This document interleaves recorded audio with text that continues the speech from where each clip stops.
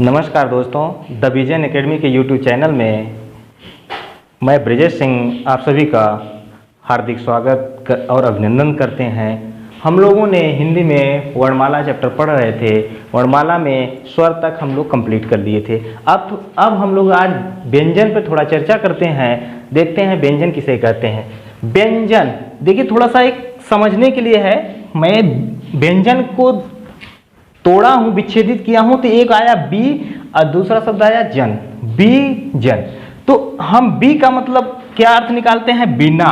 और जन माने लोग अर्थात दूसरा, दूसरे। जन माने लोग या दूसरे, जो किसके? दूसरे के सहारे न चलें, जो दूसरे के सहारे चले, जो दूसरे के सहारे चले, खुद से चलने में समर्थ न हो, उन्हीं को हम क्या कहते हैं? व्यंजन। समझ में आया कि बी धन जन अर्थात बी माने बिना, जन माने दूसरे, अर्थात जो दूसरे के सहारे चले, उन्हीं को हम कहते हैं क्या? व्यंजन। स्वर क्या होते हैं? स्वतंत्र इति स्वरा अर्थात जो खुद से सक्षम हो चलने में। और ये बाकायदा हमने घर बना के समझाया था आप लोगों को। तो वे वर्ण जो स्वर के सहारे उच्चारित किए जाते हैं, उन्हीं को हम व्यंजन वर्ण कहते हैं। जैसे अगर हम कहें कि व्यंजन वर्णों को हम लिख सकते हैं लेकिन हम उच्चारण नहीं कर सकते। जैसे हमने बोला क, ये क है, लेकिन यहां स्वयं में व्यंजन शुद्ध व्यंजन नहीं है। अगर हम कहें इसे शुद्ध व्यंजन करिए तो आपका क्या कहेंगे कि सर अब यह शुद्ध व्यंजन वर्ण हुआ कि नहीं हुआ? भैया, जो यहां पर क्या होता है कि हलंतम, जो सभी व्यंजन वर्ण हलंतम होते हैं। सभी व्यंजन वर्ण क्या होते हैं? हलंतम होते हैं। और जो हलंतम होता है उसका हम उच्चारण नहीं कर सकते, इसीलिए उनका उच्चारण करने के लिए किसी न किसी का सहारा लेते हैं। और सहारा किसका लेंगे? हम दो ही भाई हैं, एक है स्वर, दूसरे हैं व्यंजन। तो भाई अब इनका उच्चारण करने के लिए हम किसका सहारा लेंगे? बड़े भाई साहब के पास जाएंगे, तो किसका? स्वर का। तो यहां पे जैसे हमने ले लिया अ, ठीक, लेकिन व्यंजन वर्ण ऐसे इनकी नेचर है, इनकी प्रकृति है कि जिसके साथ मिलते हैं उसी के साथ व्यवहार करते हैं। आज के समाज की तरह नहीं, आप ही का खाया पीठ पीछे आप ही का क्या करते हैं? चाकू घोंपते हैं ना, तो ऐसा नहीं करते। अगर इन्होंने अ के साथ मिले तो ये कहेंगे क्या? हम भैया अब हो गए क। तो इनका उच्चारण हम कैसे करेंगे? क। तो लास्ट में क्या आ रहा है भैया? यहाँ पे आ रहा है ना। अगर हम कहें हलंतम क के साथ अगर हम कहें उ मिले तो यहाँ पे क्या कहेंगे हम भैया? ये कु है, बोलेंगे ना कु है। तो ये देखिए, अगर ई के साथ मिलेगा तो की, ए के साथ मिलेगा के, ओ के साथ मिलेगा को। तो जिसके साथ भी मिलते हैं उसी के साथ व्यवहार भी करते हैं। यह इसका नेचर बहुत अच्छा नेचर है। ठीक, जिसका नमक खाया उसका जरूर कुछ न कुछ अदा किया। तो ये व्यंजन होते हैं। ठीक, जैसे यहाँ पे क धन अ बराबर क, ख धन हलंतम, इसका हम उच्चारण नहीं कर सकते, लेकिन हलंतम है। हलंतम ह धन अ बराबर ख। ठीक, इनकी कुल संख्या 33 होती है जिनका हम उच्चारण करते हैं, जिनका हम उच्चारण करने में प्रयोग करते हैं, वो 33 होती हैं। अब कहीं कहेंगे सर 33 कैसे होती हैं? तो उसको हम आगे देखते हैं। अभी आगे जब इसमें जोड़ दिया जाएगा किसको? संयुक्त को, श्रिप्य को, तो ज्यादा हो जाती है। लेकिन उच्चारण करने में मुख्य रूप से हमें कितनी संख्याएं हैं? 33 हैं। इन 33 व्यंजनों को 3 भागों में बांटकर, डिवाइड करके, वर्गीकरण करके हम लोग अध्ययन करते हैं। तो पहला क्या है? स्पर्श व्यंजन, दूसरा है अंतस्थ व्यंजन और तीसरा ऊष्म व्यंजन। तो व्यंजन वर्णों को मुख्य रूप से 3 भागों में बांटा गया है। तो स्पर्श, एक शब्द आता है स्पर्श। स्पर्श का अर्थ क्या होता है? स्पर्श का मतलब ये होता है छूना। स्पर्श कर रहा है ना, कहते हैं ना कि स्पर्श मत करिए हमें। ठीक, तो वही शब्द है स्पर्श माने छूना। अर्थात इनकी परिभाषा क्या बन जाएंगी? वे वर्ण जिनका उच्चारण करते समय हमारी जिह्वा क्या करेगी? छुएगी किसको? मुख गुहा के अलग अलग स्थानों को स्पर्श करती है, उन्हीं को हम स्पर्श व्यंजन कहते हैं। ठीक, तो पहले ठीक है, देखते हैं पहला इसमें क्या है व्यंजन? स्पर्श व्यंजन। ठीक है, स्पर्श व्यंजन वर्ण। अब ये क्या होते हैं, इस स्पर्श का मतलब क्या होता है, छूना। तो छूते हैं, किसको छूते हैं, किसको छूते हैं, मुख गुहा के अलग अलग स्थानों को, जैसे कंठ, तालु, मूर्धा, दंत और ओष्ठ को स्पर्श करते हैं। तो इनकी परिभाषा बनती है, वे व्यंजन वर्ण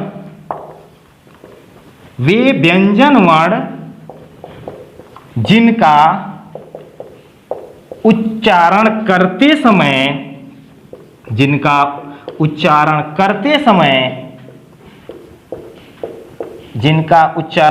समय हमारी जिह्वा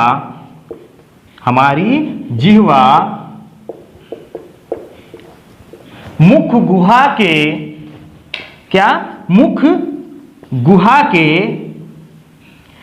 गुहा के अलग अलग स्थानों को स्पर्श करती है। स्थान कौन कौन होंगे, कंठ, तालु, मूर्धा, दंत और ओष्ठ, ये अलग अलग स्थान होंगे। तो इन अलग अलग स्थानों को क्या करती है, स्पर्श करती है, अर्थात छूती है या अर्थात स्पर्श करती है। ठीक, इनकी संख्या पूछ लेता है, टेट में पूछ चुका है, स्पर्श व्यंजनों की संख्या कितनी है, इनकी संख्या कितनी है भैया, इनकी संख्या है कितनी, 25, इनकी संख्या है 25। ठीक, ये यूपी टेट में क्वेश्चन पूछ चुका है, इनकी संख्या कितनी है। तो स्पर्श व्यंजन किसे कहते हैं, समझ में आ गया, वे व्यंजन वर्ण जिनका उच्चारण करते समय हमारी जीवा मुख गुहा के अलग अलग स्थानों को स्पर्श करे, उसी को हम स्पर्श व्यंजन कहते हैं। ठीक, इनकी संख्या कितनी होती है, 25 होती है। इनका दूसरा नाम एक और है, वर्गीय व्यंजन। इनका दूसरा नाम क्या है, वर्गीय व्यंजन। अब देखते हैं इसमें कितनी वैज्ञानिकता है, क्यों कहा जाता है वर्गीय व्यंजन, इन्हें क्यों कहा जाता है। क्योंकि जब इनको हम रचना की जाती है, अर्थात इनको लिखा जाता है, तो एक वर्ग का आकार बनता है। क्यों कहा जाता है, क्योंकि जब इनकी रचना की जाती है, अर्थात इन्हें लिखा जाता है, तो किस प्रकार का आकार बनता है, वर्ग के आकार का। देखते हैं,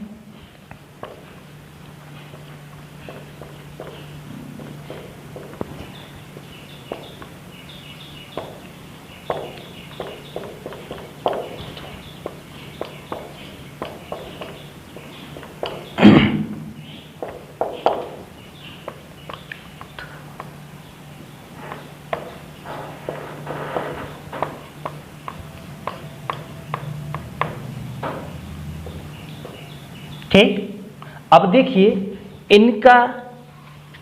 एक वर्ग बन रहा है कि नहीं, देखिए एक वर्ग का आकार बना, यही कारण है, देखिए एक वर्ग बना, यही कारण है जो इन्हें कहा जाता है वर्गीय व्यंजन वर्ण। वर्गीय व्यंजन क्वेश्चन पूछ सकता है, वर्गीय व्यंजन है, अब इनमें से, इन 25 वर्णों में से किसी को दे दिया और कुछ अंतस्थ से दे दिया, कुछ उष्म से दे दिया, तो आप क्या करोगे, इन्हीं वर्णों को आप सही मानोगे। तो आप समझ गए वर्गीय व्यंजन क्यों कहा जाता है, क्योंकि इनका जब रचना की जाती है तो किस प्रकार का रचना हो जाती है, वर्ग के आकार की। ठीक, अब आगे देखते हैं अंतस्थ। एक शब्द आता है अंतस्थ, इसमें किसी को दिक्कत तो नहीं होगी। अंतस्थ देखते हैं, दूसरा अंतस्थ से एक बात समझ में आती है कि इसी तरह एक शब्द होता है मध्यस्थ होता है, अंतस्थ की तरह एक मध्यस्थ होता है। अब मध्यस्थ क्या होता है, दो लोगों के बीच की कड़ी, अर्थात दो लोगों के बीच का समझौता कराने वाला। ठीक, तो यह मध्यस्थ है, यह क्या है, अंतस्थ है, क्या है, मध्यस्थ है, किसके बीच का, मध्यस्थ है किसके बीच का, तो भैया स्वर और व्यंजन के बीच का क्या है, स्वर और व्यंजन के बीच का क्या है, यह मध्यस्थ है। अर्थात वे व्यंजन वर्ण जो न तो स्वर हो और ना ही व्यंजन हो, क्या कहलाते हैं, अंतस्थ व्यंजन कहलाते हैं। वे व्यंजन वर्ण जो न तो स्वर हो और न तो व्यंजन हो, वे क्या कहलाते हैं, अंतस्थ। ठीक, अब व्यंजन की अंतस्थ की परिभाषा क्या होगी, जिनका उच्चारण करते समय हमारी जिह्वा मुख गुहा के अलग अलग स्थानों को आंशिक रूप से छुए, आंशिक रूप से छूती है, उन्हीं को अंतस्थ व्यंजन कहा जाता है। आंशिक रूप से न के बराबर छूती है, उसी को हम अंतस्थ व्यंजन कहा जाता है। ये अंतस्थ व्यंजन क्या है, कौन कौन है, तो ये भैया है य, र, ल और व, ये इन्हीं को कहा जाता है अर्धस्वर। इन्हीं वर्णों को क्या कहा जाता है, अर्धस्वर वर्ण। अर्धस्वर वर्ण मुख्य रूप से, अगर मुख्य रूप से कहा जाए तो मुख्य विशेष रूप से य और व को अर्धस्वर कहा जाता है। क्या कहा जाता है, अर्धस्वर। य और व को क्या कहा जाता है, अर्धस्वर कहा जाता है। इनकी संख्या कितनी है, 4 है। ठीक, अब बात आती है ऊष्म, ऊष्म व्यंजन वर्ण। तीसरे आ जाते हैं क्या, ऊष्म व्यंजन वर्ण। ऊष्म से एक शब्द आता है क्या, ऊष्मा।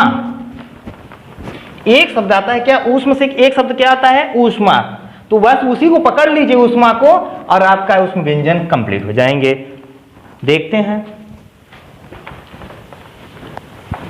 जिन व्यंजन वर्णों का उच्चारण करते समय हमारी मुख गुहा से क्या निकले, गर्म वायु निकले।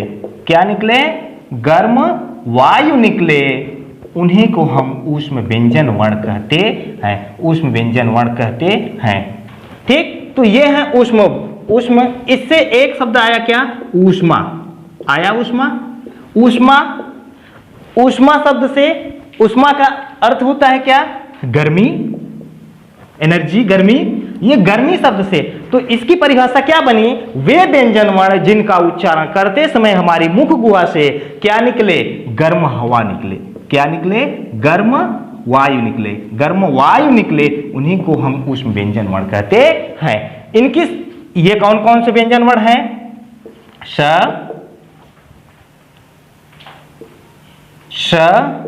श और ह। अब बात एक समझ में आई होगी कि ये स तीनों स ही हैं, तो ये 3 स हैं, तो एक ही स से काम क्यों नहीं चल गया। लेकिन इन तीनों का अलग अलग नाम है, अलग अलग कार्य है। इसको कहते हैं, क्या कहते हैं, तालव्य श। तालव्य श, इसे कहते हैं मूर्धन्य श। मूर्धन्य श, इसे कहते हैं दांती श। दांती स, और ये ह है। ठीक, तो ये तालव्य श। तालव्य श क्यों कहा जाता है, क्योंकि इस स का उच्चारण जो होता है तालु से होता है। जब इस स का हम उच्चारण करते हैं तो कहां से करते हैं, तो हमारी जिह्वा कहां स्पर्श करती है, तालु को। और ये स का उच्चारण करते हैं तो हमारी जो जिह्वा है मूर्धा को छूती है, और इस स का उच्चारण करते समय हमारी जिह्वा दंत को छूती है। इसलिए इनके अलग अलग नाम हैं, अलग अलग कार्य हैं। जैसे हम उच्चारण करके दिखाते हैं आपको, श, स, तीनों में देखा होगा, श, स और स, तीनों का अलग अलग आप ध्वनि निकलती है। अब बात आई, ये तो मुख्य रूप से व्यंजन के भेद हो गए, लेकिन अभी 2 और हैं जिनको हम लिखने में, लेखन कार्य में प्रयोग करते हैं। तो उन्हें के देखते हैं कौन कौन है। अगला संयुक्त व्यंजन वर्ण। अब बात आई संयुक्त। संयुक्त से सीधी सी बात, एक बात निष्कर्ष निकलता है, संयुक्त माने मेल। संयुक्त का मतलब होता है मिलना, अब मिलकर जो बना है उसी को संयुक्त कहेंगे। अब किससे मिलके बना है, तो व्यंजन हम पढ़ रहे हैं तो व्यंजन से ही मिलके बना होगा संयुक्त। संयुक्त व्यंजन, ठीक भैया, संयुक्त व्यंजन। अब बात आई संयुक्त व्यंजन। संयुक्त का मतलब होता है मेल। मेल होता है जो मिलकर बना हो। अब व्यंजन तो व्यंजन किससे मिलकर बना हो? व्यंजन। जैसे अगर हम कहें हलंतम का मूर्धन्य श, तो क्या बन जाएगा? छ बनेगा कि नहीं बनेगा? छ बनेगा। हलंतम स धन मूर्धन्य स। लेकिन विशेष रूप से ध्यान देना है कि जो पहला वर्ण, पहला व्यंजन वर्ण होगा वो हलंत होगा और दूसरा वर्ण हलंत नहीं होगा। ठीक, तो संयुक्त व्यंजन किसे कहते हैं? तो वे वर्ण जो दो व्यंजन वर्णों के मेल से उत्पत्ति होती है या बनता है, उन्हीं को हम कहते हैं संयुक्त व्यंजन वर्ण। ठीक, समझ में आया? वे व्यंजन वर्ण जिनका उत्पत्ति या जिनकी उत्पत्ति दो व्यंजन वर्णों से मिलकर होती है, उन्हीं को हम संयुक्त व्यंजन वर्ण कहते हैं। जैसे हलंतम त धन र, क्या बन जाएगा? त्र।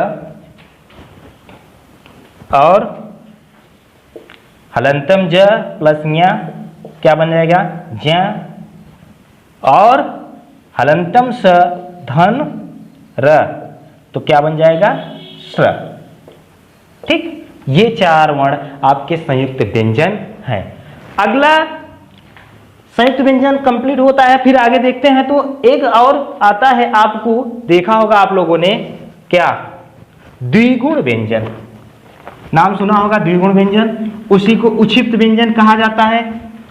ठीक, तो उक्षिप्त व्यंजन जो है उनका शुद्ध नाम होता है उष्ट्रीप्य व्यंजन। क्या कहा जाता है? उष्ट्रीप्य व्यंजन। जैसे होता क्या है कि नाम बिगाड़ने में लोग बहुत माहिर होते हैं। अगर हमें बोलने में असुविधा हो रही है तो क्या करते हैं? उसे सीधे कर देते हैं। ठीक, जैसे मास्टर साहब हैं तो कहते नहीं मार्ट साहब हैं, तो वही बात है। तो उक्षिप्त, उक्षिप्त व्यंजन, इन्हीं का दूसरा नाम द्विगुण व्यंजन। द्विगुण व्यंजन, इसका शुद्ध नाम क्या है? उष्ट्रीप्य, उष्ट्रीप्य, उष्ट्रीप्य व्यंजन। ठीक, उष्ट्रीप्य व्यंजन वर्ण, ये है उष्ट्रीप्य व्यंजन वर्ण। तो इन्हीं को उष्ट्रीप्य, जो ये उष्ट्रीप्य है, इसी को तोड़ के क्या बना दिया यहां पर? उक्षिप्त। उष्ट्रीप्य बोलने में समस्या हो रही थी, इसीलिए उसे उष्ट्रीप्य को बना दिया उक्षिप्त, और इसी का दूसरा नाम है द्विगुण। ये दो वर्ण ऐसे हैं, हाँ, इसकी परिभाषा जो होती है, वे वर्ण जिनका उच्चारण करते समय हमारी जिह्वा अचानक से उछाल ले, अचानक से उछाल ले। जैसे कहें अड़, बोल के देखिए, अड़ अढ़, अड़ अढ़, तो इसमें जिह्वा जो है अचानक से उछाल लेती है। तो वे व्यंजन वर्ण जिनका उच्चारण करते समय हमारी जिह्वा अचानक से उछलती है या अचानक से उछाल लेती है, उन्हीं व्यंजन वर्णों को हम कहते हैं उक्षिप्त व्यंजन, द्विगुण व्यंजन, उष्ट्रीप्य व्यंजन। ठीक, कौन कौन होते हैं?